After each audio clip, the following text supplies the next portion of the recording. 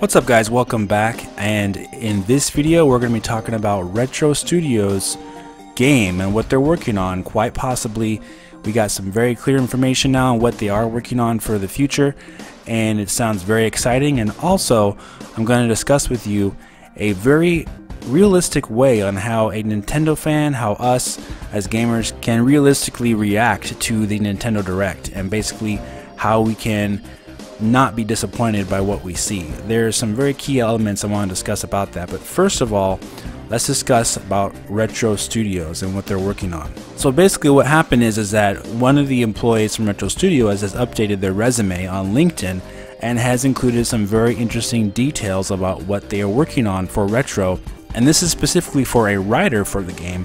So this comes by way of a member from Reset Era who found this on LinkedIn, and I'll read what it says here. Retro's number 2 or number 3 writer updated their resume, working with a highly skilled team to bridge the gaps between game design needs and telling a compelling story in a meaningful world. Finding the best ways to construct the narrative we want the player to experience with the tools and restrictions available through text, dialogue, and non-traditional storytelling. Then it highlights in bullet points, key team member for collaborative world building, story construction, and IP development. Point of contact for supplemental prose writing, basically fictional storytelling. Special focus on designer collaboration for player experience storytelling. And again, this comes from an individual that used to be a manager for Retro Studios, and now they are working as a writer for this new game for Retro. And it goes on to talk about, in further clarification, it says narrative specializations in world building, character development, design integration, non-linear storytelling, and prose fiction. So this looks like a very big project they're working on, and this particular developer, this writer, is helping to create this world for this new game being made by Retro.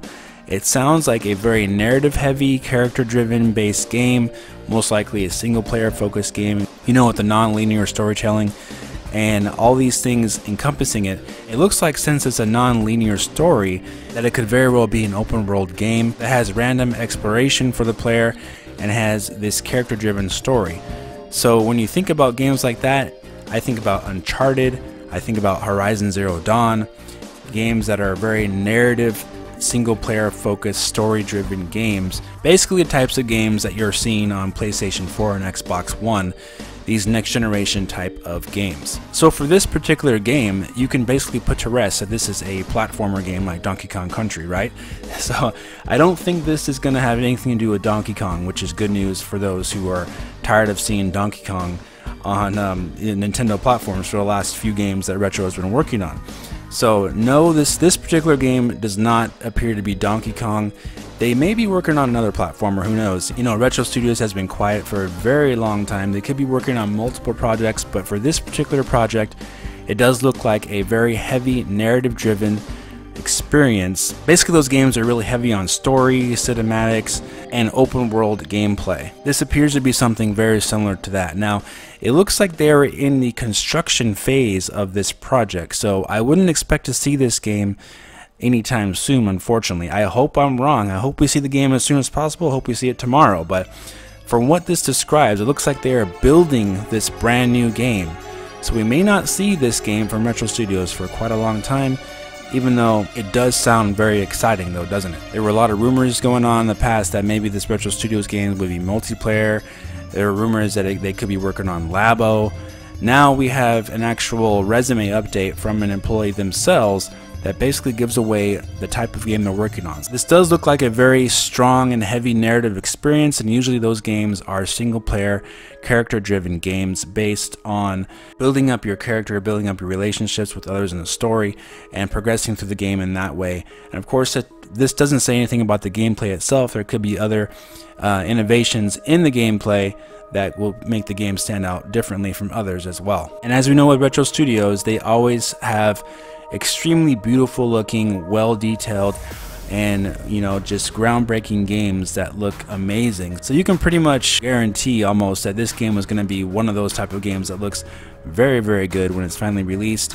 And if it's single player story based, obviously it's going to have some kind of cinematic look to it, so we can look forward to that. And next we're going to talk about the Nintendo Direct that's going to be coming on tomorrow at 2 p.m. Pacific Standard Time. Real briefly, we're going to discuss how we can realistically expect to not be disappointed if we come at it in the right way as Nintendo fans and as gamers. So shout out to Vandal Leaks, who correctly leaked the date for the Nintendo Direct well in advance before anyone else. So a couple of things to consider when thinking about Nintendo Directs. We all know that Nintendo fans and everyone gets really excited when they announce these things, but you got to ask yourself, usually what happens to the people who react and say, oh my gosh, we're going to see the next Zelda, we're going to see Metroid Prime 4, we're going to see all these games, we're going to see Pokemon, and I'm expecting to see all that in this March Direct. What usually happens to those people who expect those things? Usually they get very disappointed, right? Because more often than not, Nintendo usually in these early in the year directs, they have one or two key announcements and then they have many small announcements after that. And even in this one, they're going to have some 3DS things as well. So a lot of times what happens is that people set themselves up for disappointment by expecting way too much from these Nintendo Directs. So my key advice to pay attention to if you're a Nintendo fan is this. Go into these Nintendo Directs with your expectations in check. And what I mean by that is look at all the previous Nintendo Directs in the past and then analyze what they have announced in each of those Directs. Usually what you can expect is 1 or 2 big announcements per Nintendo Direct from Nintendo, followed by several smaller announcements that could be good as well, and perhaps some third-party announcements too. So if you approach these Nintendo Directs in this way, what's going to happen is that you'll be expecting those 1 or 2 key announcements. You won't be expecting the moon, you won't be expecting, some crazy thing. And more likely what will happen is that you'll end up being pleasantly surprised that maybe the Direct was even better than what you're expecting, instead of you expecting way too much and then being extremely disappointed.